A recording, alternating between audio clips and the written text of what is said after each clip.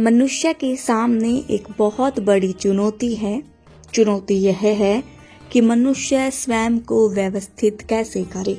संसार की हर वस्तु के लिए एक व्यवस्था काम करती है। त्रुटियों के निर्माण एवं परिवर्तन के पीछे प्रकृति की व्यवस्था काम करती है। सरोवर, झरने, यहाँ तक कि ग्रह गोचर, चांद सितारों के पीछे भी अव्यवस्थित की तरह एक व्यवस्था है। सच तो यह है कि इंसान भी उसी व्यवस्था का हिस्सा है।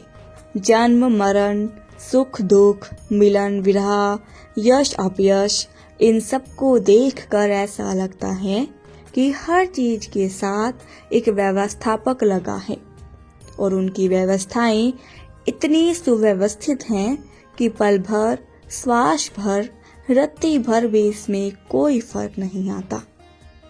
फिर क्यों हम अपने जीवन की व्यवस्थाएं खराब कर रहे हैं?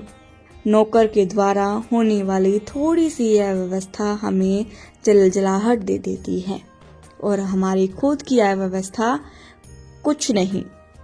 खुद तो कुछ भी करें सारे गुनाह माफ है, पर दूसरा कुछ भी करे तो गुस्सा सातवें आसमान में चढ़ जाता है। खुद को व्यवस्थित करना अपने आप में सहने की कला है। एक जैन संत थे। जैन संतों की कार्यप्रणाली, जीने की कला, उसमें अपने आप में एक अद्भुत चमत्कार है।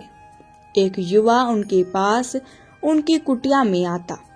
वह बड़ी तेजी से आश्रम में प्रविष्ट हुआ।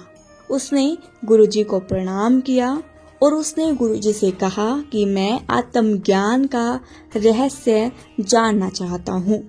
जैन गुरु ने उस युवक पर नजर केंद्रित की और कहा, पहले ये बताओ कि मेरी कुटिया के बाहर बारिश हो रही है?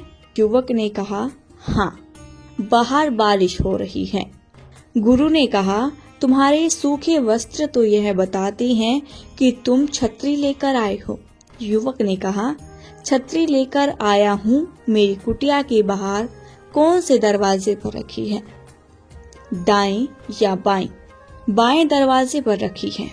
तुम तो जूते भी पहन कर आए हो, वह कौन से दरवाजे पर रखे हैं? लड़के ने कहा, दाएं दरवाजे पर।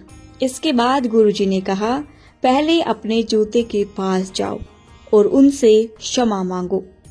युवक ने सोचा, कैसे संत हैं, अगर यह कहते हैं कि अपने पापों की या अपने अपराध की क्षमा मांगो तो बात जमती भी है, लेकिन जूते से क्षमा किस कार्य के लिए मांगनी चाहिए?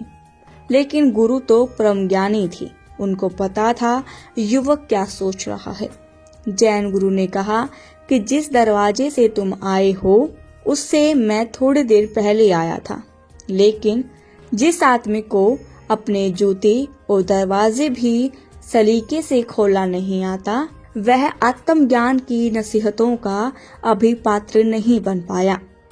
कहानी का सार यही है, जिसको अपने आचार व्यवहार की व्यवस्था का नहीं पता, उसका जीवन नरक के समान है। इसीलिए तो कहा है, जीना यहाँ, मरना यहाँ।